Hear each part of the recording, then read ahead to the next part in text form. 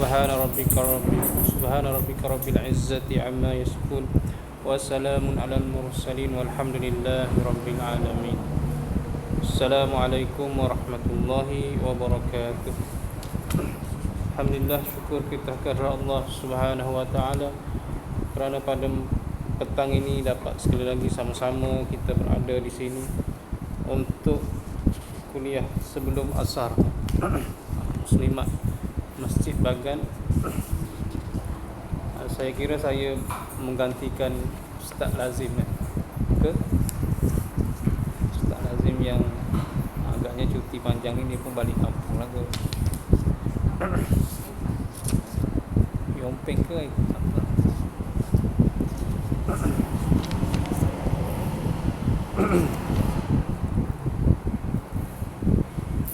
InsyaAllah pada petang ini kita akan baca hadis 40 ni. Saya pun dah terlupa dah kat mana kita berhenti dulu sebab yalah gantikan. Tapi saya nak ambil pada rukun iman yang keempat, beriman kepada sekalian Rasul. Beriman kepada sekalian Rasul. Kebetulan kita pun baru saja menyambut Maulidur Rasul semalam 12 Rabiul Awal. Hari ni dah 13 Rabiul Awal. Moga-moga kita dapat mengingati Rasulullah sallallahu alaihi wasallam, bukan sekadar ingat dia punya tarikh lahir, apa kisah-kisah dia, tetapi mencintai Rasulullah sallallahu alaihi wasallam lebih daripada itu dengan mengamalkan sunnah-sunnah, dengan mengamalkan apa sahaja yang dibuat oleh Rasulullah sallallahu alaihi wasallam. Kita cuba buat. Beriman kepada sekalian Rasul adalah salah satu dasar bagi akidah, samalah seperti dasar-dasarnya yang lain. Rasul-rasul itu penyampai dasar-dasar agama kepada umat manusia. Kerana mereka itu walaupun bagaimana tinggi tingkatan akal, tidak berupaya mendapatkan agama dan hakikatnya. Sebab agama tidak boleh didapati dengan kekuatan akal. Akal hanya dapat memikirkan apa yang ditunjuk oleh agama. Sebab apa kena ada Rasul? Sebab Rasul ni menyampaikan dasar-dasar agama. Kalau tidak ada Rasul, manusia ni tidak boleh fikir dengan akal semata-mata untuk mendapatkan agama. Bila dia fikir dengan akal semata-mata, maka wujudlah agama-agama yang tidak dibawa oleh ataupun tidak diterangkan oleh Rasul-Rasul. Contoh dia agama Buddha, contohnya agama Hindu. Itu agama-agama yang kita kata difikirkan oleh akal manusia hingga mewujudkan agama-agama tersebut. Agama Buddha contohnya, yang lahir daripada pemimpin dia nama Gautama Buddha.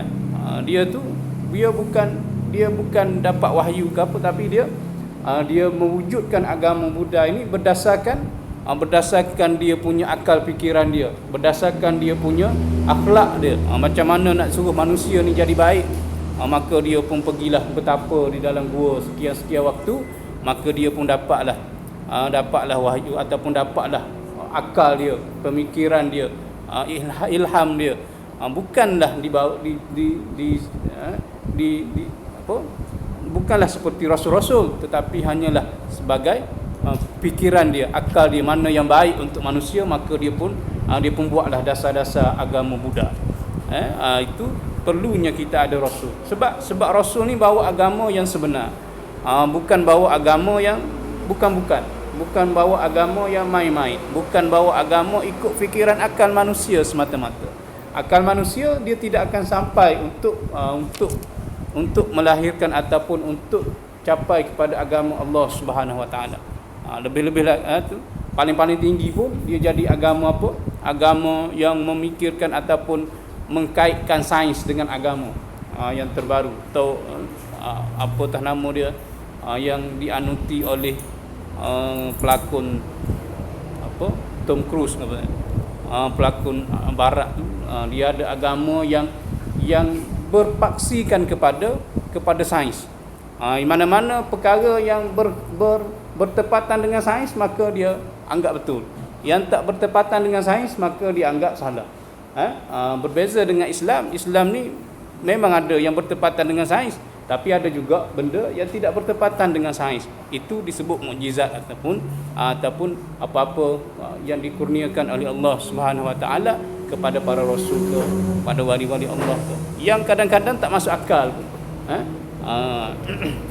Jadi hakikatnya agama-agama ni memang kena ada rasul untuk menyampaikannya. Sebab tu kita kena yakin bahawa rasul lah yang membawa risalah, yang membawa dasar-dasar yang baik untuk kita. Sebab agama tidak boleh didapati dengan kekuatan akal. Akal hanya dapat memikirkan apa yang telah ditunjukkan oleh agama. Kepercayaan kepada sekalian rasul adalah wajib menurut nas Al-Quran sebagaimana berikut. Amana ar-rasulu bima unzila ilaihi min rabbih wal mu'minun kullun amana billahi wa malaikatihi wa kutubihi wa rusulih la nufarriqu baina ahadin min rusulih. Telah beriman rasul itu dengan apa yang telah diturunkan kepadanya daripada Tuhannya. Dan orang-orang yang beriman semuanya beriman dengan Allah dan malaikatnya dan kitab-kitabnya dan sekalian rasulnya. Kami tidak membezakan antara seorang daripada rasulnya. Rasul tu terlebih dulu beriman kepada Allah Subhanahu Wa Taala. Rasul tu terlebih dulu beriman kepada apa yang diturunkan kepadanya. Barulah dia menyampaikan apa yang dia dapat tadi melalui wahyu dia tadi kepada orang ramai, kepada umat dia. Tak kiralah nabi-nabi mana, rasul-rasul mana pun, Nabi Muhammad ke, Nabi Ismail ke, semua nabi-nabi yang kita kata, semua rasul-rasul tu yang kita ada sebut dalam Al-Quran ataupun tidak sebut dalam Al-Quran, tapi dia rasul, wajib kita percaya. Kita tidak macam agama lain, contohnya agama Kristian yang menolak Nabi Muhammad sebagai rasul. Jadi bila dia tolak seorang satu daripada rasul tu, maka seolah-olah dia menolak kepercayaan kepada rasul sepenuhnya. Sebab tu dia tidak lengkap rukun iman dia. Orang yang tolak Al-Quran contohnya, orang yang tolak kitab-kitab yang diturunkan kepada nabi-nabi terdahulu, maka dia tidak percaya kepada kitab, tidak lengkap iman dia. Begitu juga dengan rasul-rasul.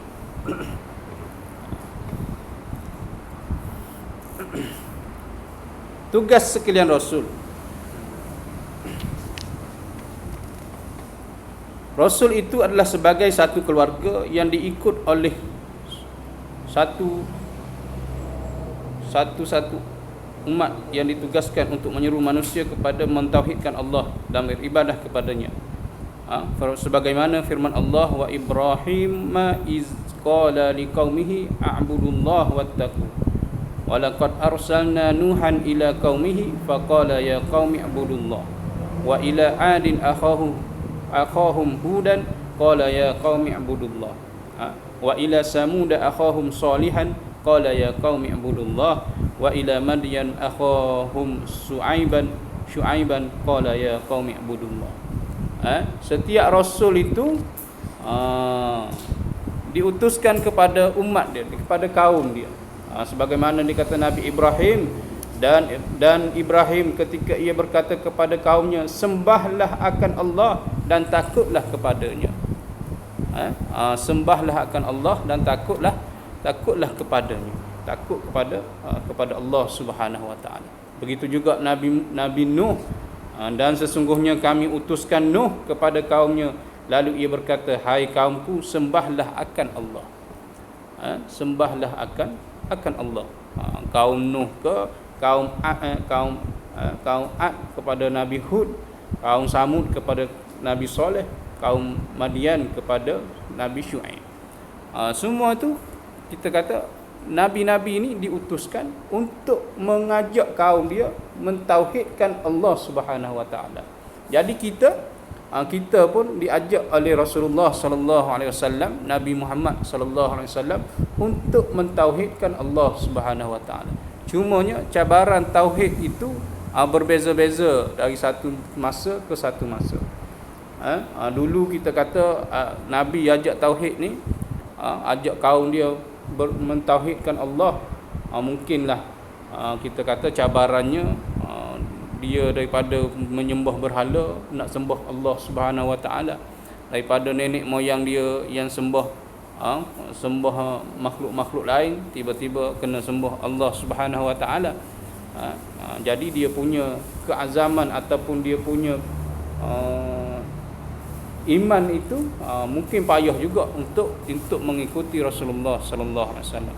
Berbanding dengan kita pada hari ini, mungkin kita kata kita ni mentauhidkan Allah Subhanahu Wa Taala dengan melawan kuasa-kuasa lain.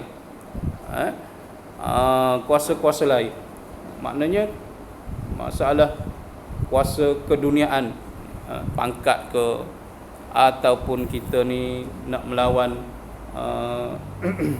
harta ke, nak melawan apa-apalah yang kita kata bertentangan dengan arahan Allah Subhanahu Wa Taala, bertentangan dengan keimanan kita kepada Allah Subhanahu Wa Taala. Jadi setiap nabi ni diutuskan kepada kaumnya. Kita ni Nabi Muhammad sudah berlalu 1442 tahun sejak nabi dilahirkan, hinggalah sejak nabi 42 tahun peristiwa hijrah, 1400 tahun dahulu lagi nabi telah ajak kita umat dia ni untuk mentauhidkan Allah Subhanahu Wa Taala. Mungkin kita kata nabi dah jauh daripada kita. Kalau Nabi Ibrahim, Nabi Nuh, Nabi Hud, Nabi Saleh, Nabi Syuaib ni yang disebut tadi ni, maka dia ajak kaum dia menyembah Allah ni mungkin secara berhadapan saja. Secara ialah ajak kaum keluarga, sahabat-sahabat masuk Islam ataupun mentauhidkan Allah. Tiba-tiba Nabi Muhammad sallallahu alaihi wasallam ni sudah jauh daripada kita. Kita pun tak pernah tengok pun Nabi Muhammad ni macam mana rupa dia. Kita pun tak tahu Nabi Muhammad ni macam mana orang ni. Yang kita tahu Nabi Muhammad ni ialah nabi yang diutuskan oleh Allah Subhanahu Wa Taala untuk ajak kita masuk agama Islam. Nabi yang dari dulu lagi diutuskan untuk mencari membentuk akhlak yang mulia. Jadi ada bezalah nabi ataupun rasul-rasul yang terdahulu yang ajak kaum dia secara berdepan-depan dengan kita yang tak pernah tengok Rasulullah sallallahu alaihi wasallam. Sebab tu pentingnya juga buat Maulidur Rasul ni. Walaupun ada orang kata Maulidur Rasul ni bid'ah lah, ataupun tidak pernah dibuat oleh Rasulullah lah, ataupun tidak pernah dibuat oleh macam-macam lah alasan-alasan dia. Tapi hakikatnya dengan melaksanakan majlis Maulidur Rasul ni lah akan menguatkan cinta kita kepada Rasulullah sallallahu alaihi wasallam.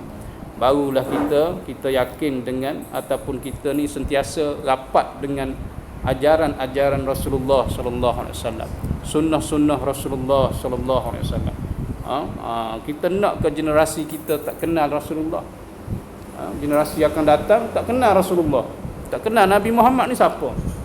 Sebab kita tak sebut pun cerita tentang Rasulullah lagi. Kalau nak sebut kata bid'ah pula contohnya. Kalau nak sambut kata bid'ah pula.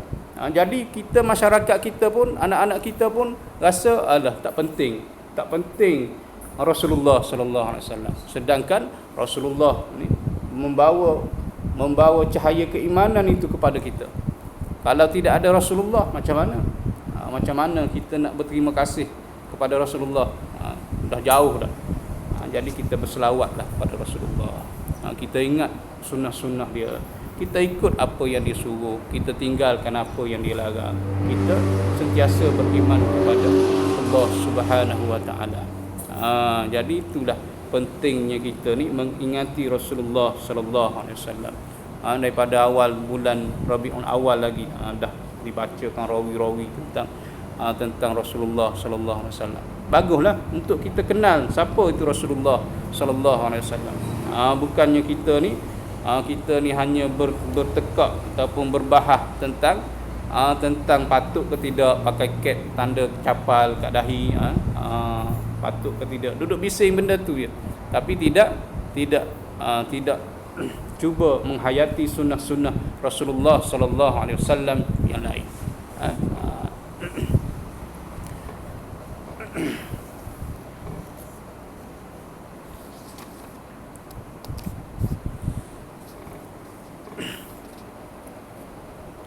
Semua seruan itu berpusat kepada satu, iaitu seruan kepada menyembah atau mentauhidkan Allah.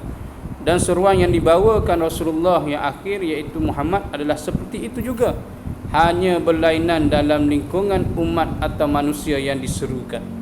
Kerana Rasul-Rasul yang dahulu masing-masing menyeru kaumnya, sedangkan Rasulullah Muhammad SAW menyeru kaumnya dan sekalian manusia, kerana kerasulannya untuk manusia seumumnya dan untuk alam sekaliannya, sebagaimana yang difahamkan dari Al-Quran dan sabdanya sendiri, iaitu wa kana an-nabiyyu yub'atsu ila qaumihi khassatan wa bu'istu ila an-nasi ammatan.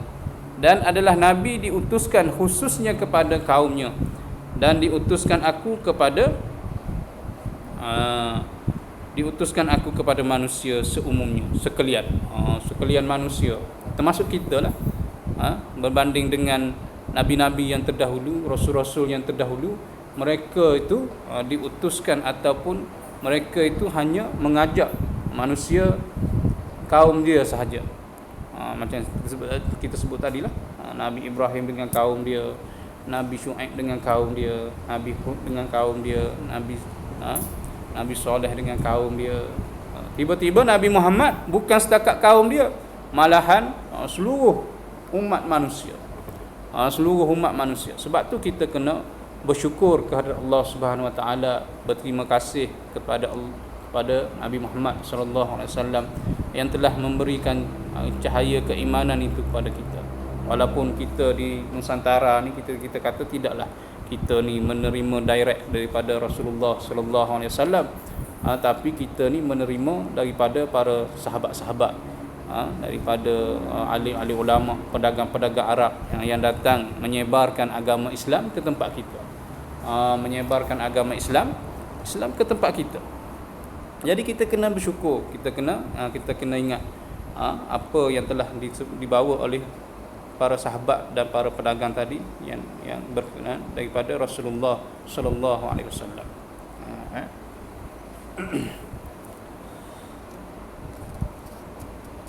Dengan kerana Nabi Muhammad diutuskan kepada sekalian manusia, maka seruannya pun ditujukan kepada sekalian manusia. Sebagaimana firman Allah Subhanahu wa taala, ya ayyuhan nas tu'budu rabbakumul ladzi khalaqakum wal ladzina min qablikum la'allakum tattaqun. Hai sekalian manusia, sembahlah Tuhan kamu yang menjadikan kamu dan mereka yang sebelum kamu supaya kamu bertakwa. Seruannya sama, seruannya untuk mentauhidkan Allah Subhanahu wa taala. Sebab tu kita kena sayang Nabi Muhammad, bukannya orang hina Nabi kita buat je. Sudah seakan-akan sudah menjadi lumrah sekarang. Masuk je bulan Rabiul Awal ataupun masuk je waktu untuk kita menyanjungi Rasulullah sallallahu alaihi wasallam, ada saja orang-orang yang menghina Nabi Muhammad. Kalau dulu Denmark lah apa, sekarang ni Perancis pula. Macam mana seorang yang telah menghina Nabi Muhammad telah dipuji oleh Presiden Perancis pula, sebagai satu kebebasan untuk buat apa saja, sehingga kan ke tahap menghina Nabi Muhammad sallallahu alaihi wasallam. Semalam keluar berita seorang remaja Islam telah membunuh guru dia ataupun pensyarah dia, tak pasti pula, telah membunuh sebab dia tu telah menghina Nabi Muhammad sallallahu alaihi wasallam. Jadi dia pun marahlah, remaja tadi. Dia marah, dia pun bunuh orang tu. Sebab tanda dia sayang kepada Rasulullah sallallahu alaihi wasallam. Jadi kita tidaklah sampai ke tahap nak bunuh, tapi kita memboikot barang-barang Perancis. Kita menunjukkan kita boleh memberi kesan yang buruk kepada orang-orang yang menghina Nabi kita, Nabi Muhammad sallallahu alaihi wasallam. Kalau orang hina Nabi kita, takkan kita nak duduk diam je. Bukan kita kata kita pun tak apalah. Tidak. Kita kena kita kena tunjukkan bahawa kita ni sayang kepada Rasulullah dengan kita menentang orang-orang yang sebegini. Orang-orang yang berdiri atas dasar kebebasan media, kebebasan bersuara, maka ikut suka dia je. Dia nak kata ke orang tu, dia kata. Sekalipun orang yang dia sebut dihina itu adalah pimpinan utama umat Islam. Kita sebagai umat Islam, kalau kita tak rasa apa dengan penghinaan orang terhadap Nabi kita, maka kita kena selidiklah sejauh mana keimanan kita kepada Rasulullah sallallahu alaihi wasallam. Sejauh mana kita ni beriman dengan apa yang dibawa oleh Rasulullah sallallahu alaihi wasallam. Kalau kita tak sayang, memang kita biar aje. Tapi kalau kita sayang, kita akan ambil apa-apa tindakan yang berpatutan untuk menunjukkan cinta dan sayang kita kepada Rasulullah sallallahu alaihi wasallam. Dahlah orang buat maulud, kita tak sokong. Bila Nabi dihina pun kita buat senyap. Itu masalah. Jadi kita kena sentiasa menyanjungi ataupun menyayangi Rasulullah sallallahu alaihi wasallam. Banyaklah kisah-kisah tentang pengorbanan Rasulullah sallallahu alaihi wasallam kepada umat dia. Jadi kita kena berterima kasihlah. Jadi kita kena berterima kasih dan sayang. Nak tunjuk sayangnya kita ni kepada Rasulullah sallallahu alaihi wasallam. Habis beriman kepada sekalian Rasul. Jadi macam tadilah kita sebut, beriman kepada Rasul ini jadi wajib. Rukun iman yang keempat. Bila kita tak beriman dengan salah seorang Rasul, maka kita sudah dikira tidak beriman dengan rukun iman yang keempat. Kalau kita tolak seorang Rasul je, maka kita sudah dikira tidak beriman dengan rukun iman yang keempat. Rukun iman yang kelima, beriman kepada hari kemudian. Beriman kepada hari kemudian adalah wajib. Bila rukun-rukun iman ni semua wajib lah. Mengingkarinya adalah kufur. Pada hari itu akan dibangkit dan dihitung segala amal manusia untuk diberikan balasan yang sesuai dengan amal itu. Yang baik dibalas baik, yang jahat dibalas jahat. Kita sebagai umat Islam, kita kena yakin bahawa ada hari kemudian, ada hari pembalasan, ada hari yang dihitung pahala dan dosa kita. Pahala kita dihitung, dosa kita juga dihitung. Banyak pahala, dapatlah nikmat. Banyak dosa, dapatlah azab. Banyak pahala, syurgalah kita. Banyak dosa, nerakalah kita. Itu yang kita kena faham secara asas. Jadi kita kena percaya dengan benda ni. Kita tak boleh kita kata, kita rasa betul ke tidak. Ragu-ragu. Ragu-ragu adanya hari pembalasan. Ragu-ragu adanya hari kemudian. Adanya hari perkiraan dosa dan pahala. Ragu-ragu. Maka tidak betul lah. Sebagaimana satu kisah yang saya rasa pernah cerita, bagaimana orang yang percaya dengan tidak percaya je. Bila dia masuk dalam lorong gelap yang orang kata ada emas, orang kata ada emas, maka dipesanlah kepada yang masuk tu supaya kutip semua apa-apa yang tersepak ke apa ke dalam gua tu, sebab gelap. Sebab dalam gua tu ada emas, maka kutiplah. Kalau kita percaya, kalau orang tu percaya, maka dia kutiplah. Tapi kalau orang tu tak percaya, dia pun buat dek je, buat lalai je. Sepak ke tak sepak ke, kayu ke batu ke, sepak je, tak kutip, sebab tak yakin itu adalah emas. Jadi bila keluar je, barulah dia nampak, oh emas betul. Begitu juga dengan dosa dan pahala kita. Sama ada kita yakin ataupun tidak, kita buat itu dapat pahala, dan kita buat tu dapat pahala, ataupun kita buat tu dapat dosa. Kita yakin ke tidak kita dapat pahala? Kita kena yakinlah, puan-puan, kita kena yakin apa yang kita buat tu adalah akan diberi ganjaran oleh Allah Subhanahu Wa Taala di akhirat kelak. Adanya hari perhitungan tu ada. Adanya hari pembalasan tu ada. Jadi bila kita ambil tadi dalam cerita, macam cerita dalam gua tadi, bila kita ambil, kita akan tahulah, oh betul lah dapat emas. Tapi kalau kita tak ambil, kita biar je, Orang lain dapat emas, kita tak dapat apa-apa. Orang lain dapat pahala, kita tak dapat apa-apa. Apa-apa yang kita buat, kita yakin kita akan dapat pahala. Kalau kita buat tapi tak yakin, kita buat ataupun kita tak buat sebab tak yakin itu berpahala, maka tak dapat pahala lah kita. Jadi hari pembalasan tu ada. Kena yakin situ dulu. Hari kemudian, hari pembalasan, hari perhitungan tu ada. Hari perhitungan tu ada. Bukan tak ada, ada. Jadi kita kena yakin benda tu ada.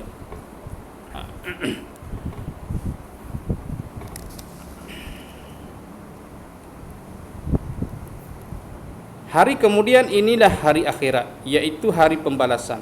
Sedang hari dunia ialah hari yang ada sekarang ini, iaitu hari melaksanakan amal dan pekerjaan. Ketiadaan amal dan pekerjaan yang baik pada hari ini menyebabkan rugi dan sesal di kemudian hari. Bagi kita umat Islam ada dua hari, iaitu hari dunia dan hari akhirat. Dan kehidupan yang sebenar ialah akhirat, di akhirat. Hari dunia dengan hari akhirat. Hari dunia ni hari kita kerja, hari kita beramal, hari kita buat apa-apa amalan sebab kita nak pahala. Hari akhiratlah hari pembalasannya. Barulah kita akan dibalas, dapat pahala ke, dapat dosa ke, bergantung dengan hari kerja kita.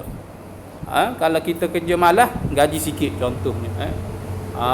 Kalau kita lambat buat kerja ataupun kita main-main je kena kerja kita, mungkin gajinya tak berapa, tak dapat bonus lah apa lah. Tapi kalau kita buat kerja sungguh-sungguh, begitu juga dengan kehidupan kita. Kalau kita buat kerja bersungguh-sungguh, kita yakin dengan ganjaran yang Allah Subhanahu Wa Taala akan beri kepada kita, maka kita pun akan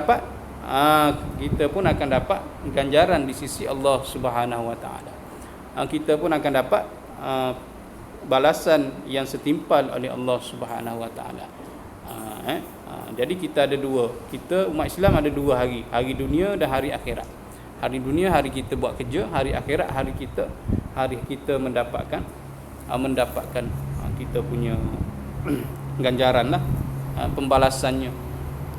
Wa ma hazihil hayatud dunya illa lahwun wa la'ibun wa innad daral akhirata lahiyal hayawanun law kanu ya'lamun. Dan tidak ada kehidupan di dunia ini melainkan sia-sia dan permainan, dan sesungguhnya negeri akhirat itu ialah kehidupan yang sebenar kalau adalah mereka itu mengetahui. Yang sebenarnya adalah negeri akhirat. Yang kita duduk sibuk atas dunia ni, nak cari duit lah, apa nak hidup apa semua tu, sehingga kan kita melakukan perkara-perkara yang bersalahan dengan agama hingga menyebabkan kita melakukan dosa-dosa. Semua itu atas dunia ni adalah lahwun wa la'ibun. Lahwun wa la'ibun, permainan dan sia-sia. Sia-sia dan permainan. Permainan dan sia-sia. Duduk sibuk je kita dengan urusan dunia hingga kita lupakan urusan akhirat kita. Sepatutnya kita sebagai umat Islam kena yakin lepas dunia ni kita ada akhirat. Bukan kita duduk atas dunia ni, kita duduk sama dengan orang yang bukan Islam, orang yang tidak beriman, duduk kata lebih mementingkan dunia berbanding dengan akhirat. Orang yang lebih mementingkan dunia berbanding dengan akhirat. Kalau gitu kita bukan jenis orang yang beriman kepada hari kemudian lah.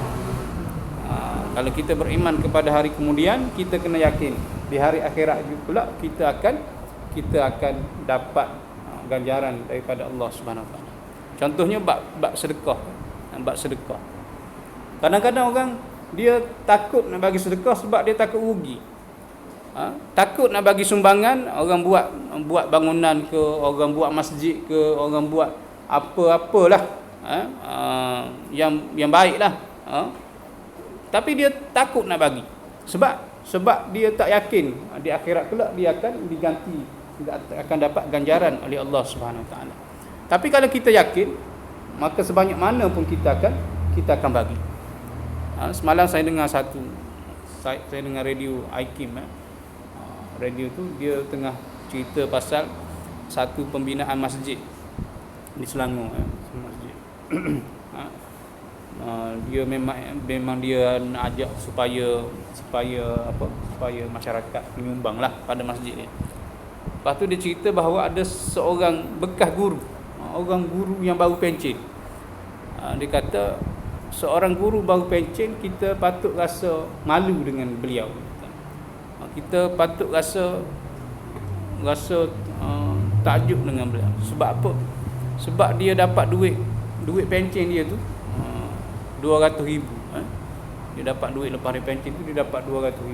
Semua duit 200,000 tu dia bagi sedekah ataupun dia bagi untuk membina masjid tersebut. 200,000 tu duit dia tu dia bagi kepada masjid, bagi kepada pihak masjid untuk buat masjid. Maknanya keimanan dia yakin bahawa 200,000 tu atas dunia nilai dia lain, di akhirat nilai dia lain. Atas dunia ni hilanglah macam hilang 200,000, tapi diganti di akhirat kelak dengan yang lebih baik oleh Allah Subhanahu Wa Taala. Jadi kalau kita tak yakin adanya hari pembalasan, kita tidak yakin adanya hari kemudian, susah kita nak bagi sedekah sampai banyak tu. Usahakan 200,000, 2,000 pun payah. Usahakan 2,000, RM2 pun payah. Sebab kita duduk fikir RM2 ni kita nak beli benda lain. Bukan kita fikir RM2 ni kita jadi saham akhirat kita. Bila kita di akhirat kelak, kita dah ada simpanan kita yang RM2. Kita kirim duit kita ke akhirat. Kalau kita fikir macam tu, tak apalah. Tapi masalahnya keimanan kita tentang hari kemudian ini tak kuat lagi. Sebab tu susah kita nak memberi derma, susah untuk kita menghabiskan duit kita untuk sumbangan. Biasanya kita duk kira duit ni nak buat tu, duit ni nak buat ni, urusan dunia semata-mata.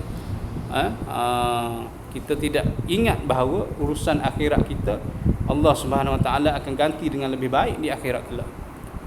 Segalanya bermula daripada beriman kepada hari kemudian.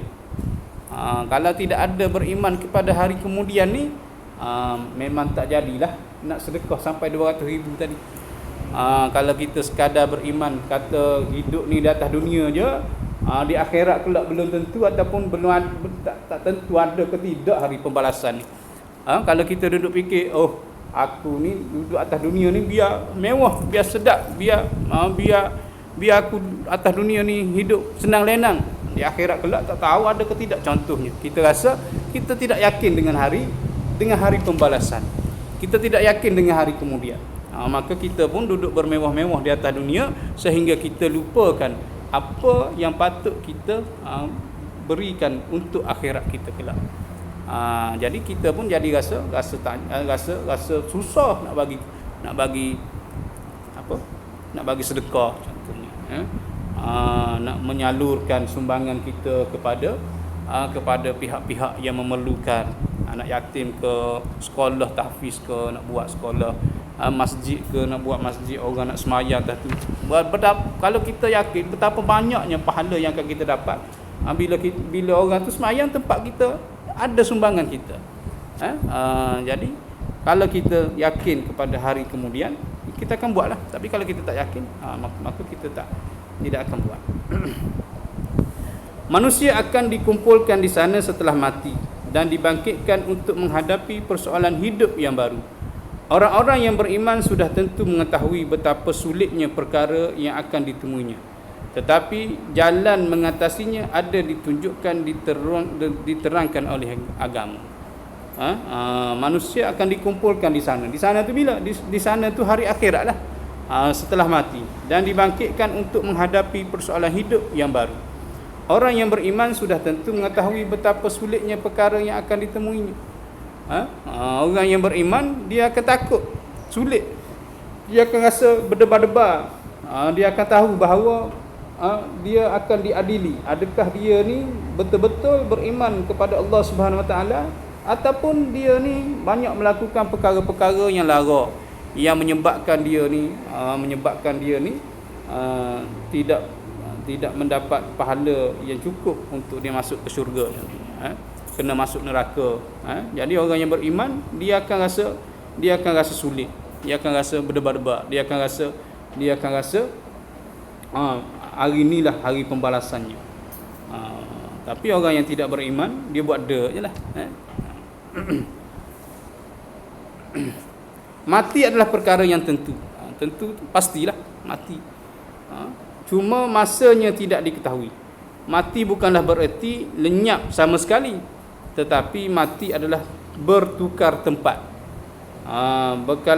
Bekalan untuknya tentulah mesti disediakannya. Kalau tidak, kecewalah. Mati ni bukan lenyap sama sekali. Lenyap mungkin badan je, mungkin jasad je lenyap. Tetapi hakikatnya ia adalah bertukar tempat. Bertukar daripada alam dunia kepada alam kubur. Bertukar daripada alam kita ni, alam dunia sekarang, nak beralih kepada alam akhirat pula. Mati ni tentu semua orang akan mati. Kawan-kawan kita yang sebelum ni ada dengan kita, tiba-tiba hari ni tak ada dah. Kawan-kawan kita yang sihat walafiat tiba-tiba kena wabak Covid contohnya. Lepas tu meninggal. Meninggal. Kawan-kawan kita yang kita rasa hidup dengan kita, jiran-jiran kita, tiba-tiba tak ada sebab apa? Sebab mati, sebab meninggal dunia. Meninggalkan dunia. Nama pun meninggalkan dunia. Meninggal dunia tu maksudnya beralih lah daripada dunia masuk ke alam yang lain pula. Jadi dia tidaklah lenyap sama sekali.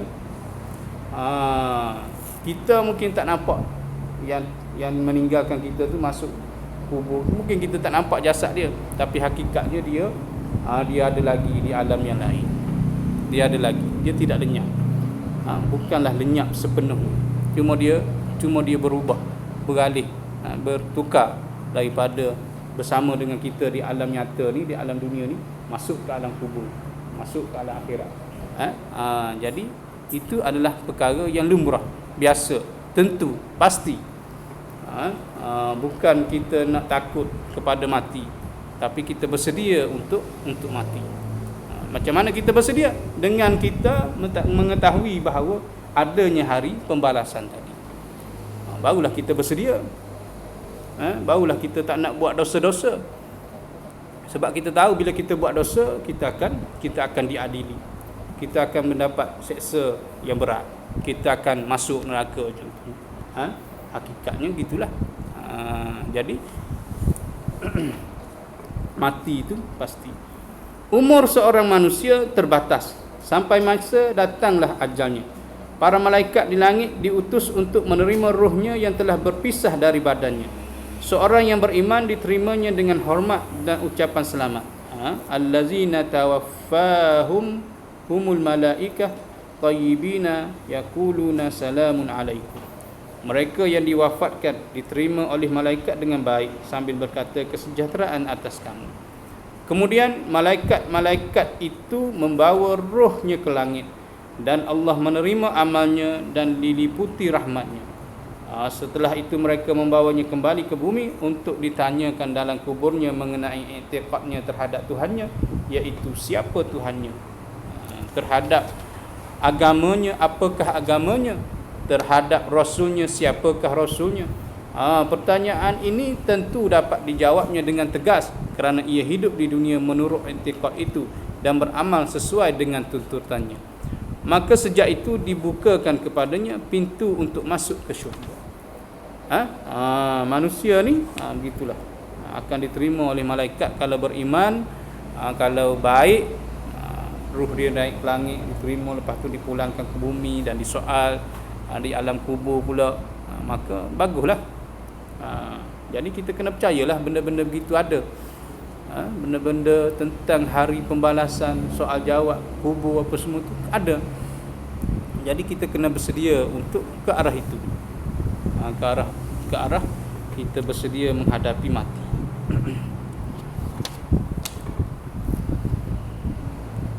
Keadaan ini tidak didapati oleh orang-orang kafir. Mereka selamanya keluh kesah dalam ketakutan, sedang ruh mereka tidak dibenarkan naik ke langit dan soal-soal yang dihadapkan kepada mereka tidak berjawab. Kerana mereka hidup di dunia tidak mengenal Tuhan, tidak tahu agama. Yang mereka tahu hanya kehidupan, sekali lagi kehidupan. Dan mulai dari masa itu dibukakan kepadanya pintu neraka dan disiksakan dia hingga hari kiamat. Demikianlah keadaan manusia setelah mati. Bukanlah untuk selama-lamanya, kerana dia akan dibangkitkan.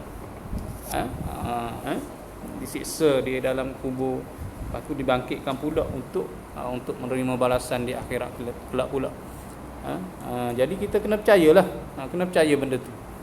Yang tadi percaya kepada hari kemudian. Hari kemudian ni hari alam kubur, hari akhirat, bila kita berhadapan dengan hari kebangkitan ni nanti. Semua itu akan dihitung, dikira setiap amalan kita.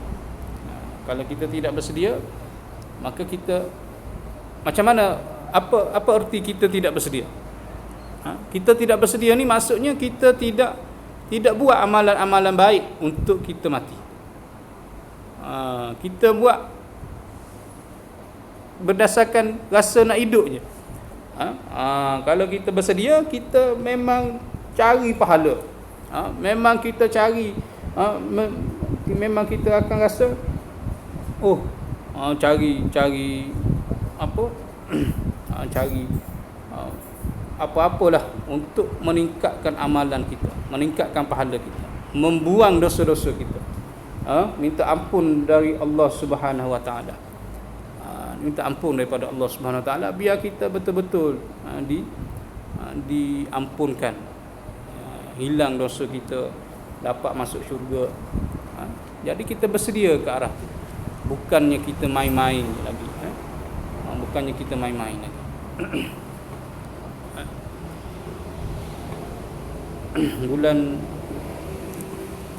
Bulan 2 yang lepas saya menjalani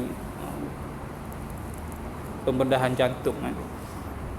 Jadi takut jugalah masa tu. Bila doktor kata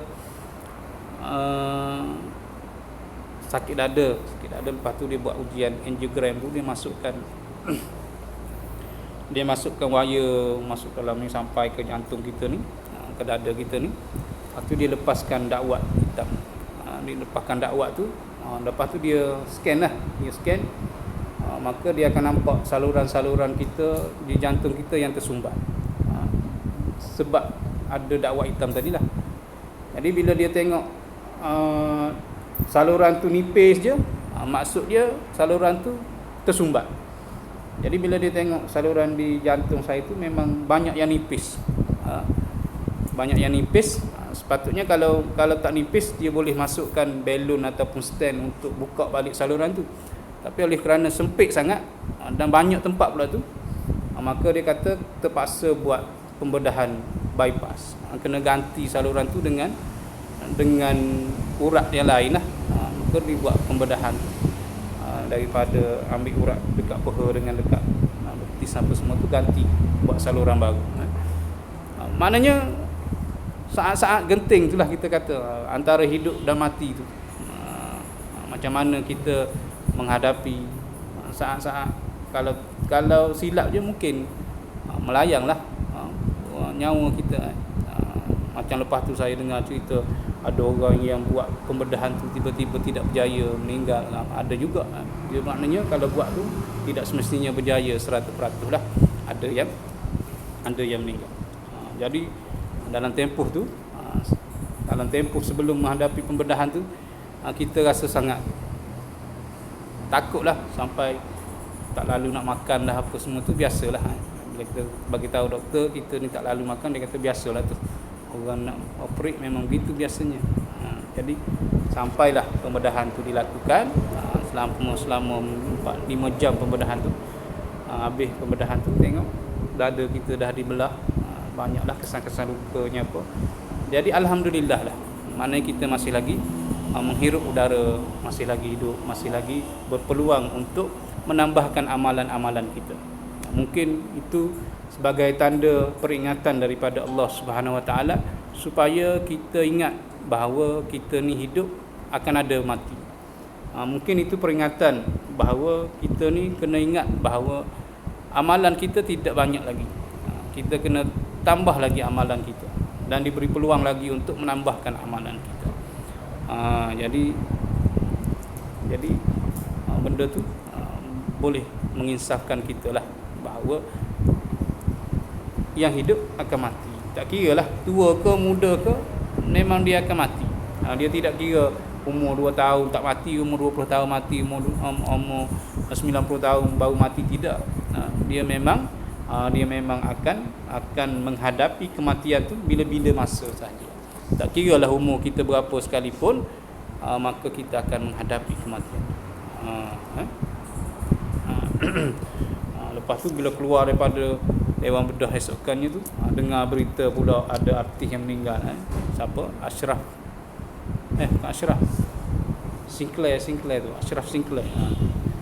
Yang meninggal di Indonesia lah, sakit jantung, baru umur 40 tahun. Baru masuk 40 tahun umur dia meninggal. Sebelum saya operate ni pun ada artis yang meninggal. Siapa? Yang Abang Boceh yang gemuk tu, dia pun meninggal sebab jantung juga. Jadi benda-benda ni kita tak pasti bila kita akan meninggal. Jadi kita pun kena sentiasa bersedia untuk menghadapi kematian tu setiap masa lah. Kena bertaubat setiap masa, kena cari, kena tambah pahala setiap masa, kena kurangkan dosa setiap masa. Itulah baru bermaksud kita bersedia untuk menghadapi mati. Kalau kita tak bersedia, maka kita duduk menghadapi kehidupan kita semata-mata. Duduk menghadapi cari duit, buat perkara yang menyeronokkan, cari kehidupan kita, cari keseronokan kita, buat hobi-hobi kita, tanpa benda tu boleh mendatangkan pahala kepada kita.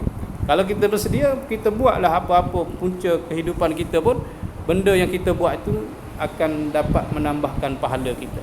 Itu baru kita kata bersedia. Kalau tidak, kita masih lagi tidak bersedia. Jadi saya menasihatkan diri saya dan puan-puan sekalian, supaya bersedialah dengan kematian. Bukan kita seronok dengan kehidupan semata-mata, tapi kita kena sedar bahawa kematian itu akan datang pada kita bila-bila masa sahaja. Bila-bila masa sahaja. Jadi kita pun kena bersedia bila-bila masa, setiap masa.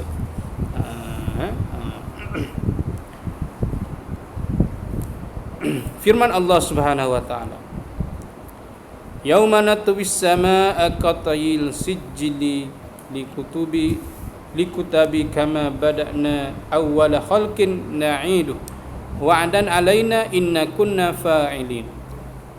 Pada hari yang kami akan gulung langit sebagaimana menggulung kepingan helai bagi tulisan-tulisan, sebagaimana kami mulai kejadian pertama, kami akan kembalikan dia.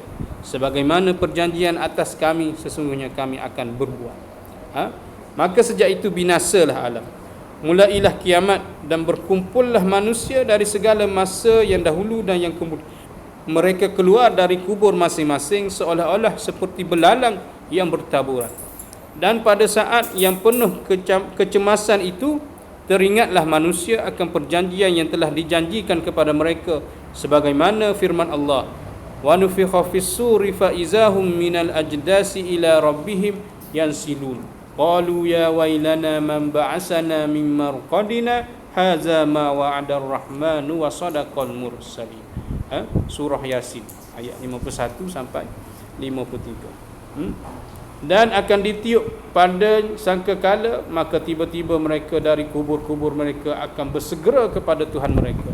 Mereka akan berkata, hai kecelakaan kami, siapakah yang bangkitkan kami dari tidur kami? Inilah apa yang dijanjikan oleh Tuhan pemurah, dan benarlah rasul-rasul. Berikutan dengan ini, lalu dikumpulkan mereka di suatu tempat untuk hisab. Menurut yang dikhabarkan kepada kita oleh Al-Quran, bahawa barang siapa yang berat timbangannya, maka mereka orang-orang yang mendapat kejayaan atau kemenangan. Dan barang siapa yang ringan timbangannya, maka mereka orang-orang yang merugikan diri-diri mereka. Mereka itu kekal di dalam neraka. Mereka itu kekal di dalam neraka. Itu hari pembalasan, hari akhirat, hari kebangkitan. Bila ditiup sangkakala, maka bangkitlah manusia-manusia ni dari kubur masing-masing seperti belalang, bangun, keluar daripada kubur menuju ke tempat untuk diadili, menuju kepada Tuhan mereka di padang mahsyar. Maka bertemu, ataupun mereka pun duduk nilai banyak manalah pahala aku, banyak manalah dosa aku, masuk neraka ke aku, masuk syurga ke, barulah mereka merasa cemas dengan diri masing-masing. Dengan diri masing-masing. Jadi kesimpulannya tuan puan-puan hadirat yang dirahmati oleh Allah sekalian, kita baca tadi bab Rasul dan juga bab hari kebangkitan. Rasul-rasul ni dia akan mengajak manusia mentauhidkan Allah Subhanahu Wa Taala dan antaranya menceritakan tentang hari kebangkitan. Tentang ancaman-ancaman yang akan kita hadapi bila kita buat benda-benda yang tidak baik, benda-benda jahat di muka bumi ini, maka kita akan dapat balasannya di hari akhirat kelak. Nabi-nabi memang akan ceritakan, memang akan bagi tahu kepada kaum dia, buatlah baik, mentauhidkan Allah, sebab Allah Subhanahu Wa Taala akan membalas setiap perbuatan kita di akhirat kelak. Itulah. Jadi kita kena sentiasa yakin dengan janji Allah Subhanahu Wa Taala. Kalau kita buat baik, insya-Allah Allah Subhanahu Wa Taala akan berikan kebaikan kepada kita, akan ditambahkan pahala kepada kita. Tapi kalau kita buat kejahatan, maka kita akan dihitung dan diazab oleh Allah Subhanahu Wa Taala. Jadi kita belajar dua rukun Islam, rukun iman tadi, yang berkaitanlah yang tentang hari kebangkitan dan tentang kepercayaan kita kepada rasul-rasul yang diutuskan oleh Allah Subhanahu Wa Taala. Terlebih-lebih lagi Rasulullah sallallahu alaihi wasallam, Nabi Muhammad sallallahu alaihi wasallam. Itu yang paling kita kena percaya. Jadi saya rasa sekadar itu sajalah untuk petang ni, insya-Allah. Moga-moga apa yang kita baca, apa yang kita sebut, apa yang kita ingatkan tadi menjadi amalan baik kita di sisi Allah Subhanahu Wa Taala, dan kita akan berubah menjadi orang yang lebih baik di masa-masa yang akan datang. Mungkin kita tidak baik sekarang, tapi kita akan baik di masa akan datang. Mungkin kita baik dah sekarang, kita akan jadi lebih baik lagi di masa-masa yang akan datang, dengan bertambahnya keimanan dan ketakwaan kita kepada Allah Subhanahu Wa Taala. Sekian saja untuk petang ni. Saya rasa pun dah hampir waktu asar. Wabillahi taufiq wa hidayah. Assalamualaikum warahmatullahi wabarakatuh.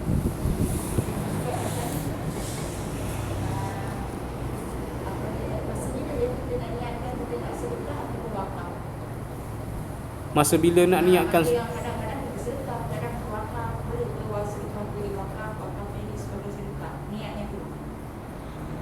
Maksudnya niat kita tu kita nak wakafkan ataupun kita nak sedekah. Maknanya berinya sama atau lain? Wakaf ni maksud dia terhenti. Bila kita buat sumbangan, maka benda tu dia tidak boleh dipindah milik ataupun itu lagi. Biasanya wakaf ni berkenaan dengan bangunan ke, tanah ke, apa ke, semua itulah. Dan sekarang ni wakaf tunai tu untuk buat jadi sedekah dengan wakaf ni lebih kurang sama je sebenarnya. Cuma pada zaman sekarang ni orang lebih mengolahkan wakaf tu dalam bentuk tunai, supaya orang tidak menganggap bila nak buat wakaf ni kena ada barang yang besar-besar, ataupun kena ada tanah ke, bangunan ke, ataupun benda yang berat lah baru boleh wakaf. Jadi duit pun dikira wakaf sekarang. Jadi pada dasarnya sedekah dengan wakaf ni sama je lah. Jadi kalau ada orang buat program wakaf tu, kita seolah-olah beli tapak tu untuk kita wakafkan, gitu maksudnya. Berbanding dengan sedekah, maksudnya duit tu kita serahkan kepada pihak tu untuk buat apa saja yang dia nak. Itu beza dia. Kalau sedekah ni kita bagi je dan kita tak perlu risik lagi dia nak buat apa. Maknanya duit tu terpulang lah, dia nak buat apa pun. Tapi wakaf ni bila dia dah sebut wakaf, maka duit tu memang untuk benda tu je. Dia tak boleh pergi ke tempat lain. Dia tidak boleh pergi ke tempat lain. Jadi kita nak niat wakaf ke, nak niat sedekah ke, bergantung pada kita lah. Jadi macam seriti ada buat wakaf dulu tu, memang wakaf tu memang untuk seriti lah, memang bukan untuk kegunaan, bukan untuk bayar duit cikgu ke, bukan, tidak. Maknanya sumbangan kita tu memang untuk buat bangunan seriti. Kalau kita sedekah tadi, maka duit tu mungkin boleh bagi sebagai elang cikgu ke, pengurusan sekolah ke, makanan budak ke, tu sedekah tadi. Jadi kita buat wakaf ni memang kita bertujuan untuk buat bangunan tu sepenuhnya, bukan guna duit tu untuk buat lain-lain tujuan lah. Maknanya begitu. Tu beza wakaf dengan sedekah lah. Jadi kalau kita nak zakat tu dah kira wajib. Zakat macam kita ada simpanan ke, contohnya 10,000 ke 20,000, kita ada duit tu tapi kita tak guna dalam tempoh setahun, jadi duit tu ada terkumpul dalam bank kita. Jadi kita kena keluarkan separuh daripada tu untuk dibayar zakat. Tu memang wajib lah, sebab kita dah ada lebihkan keuntungan tu.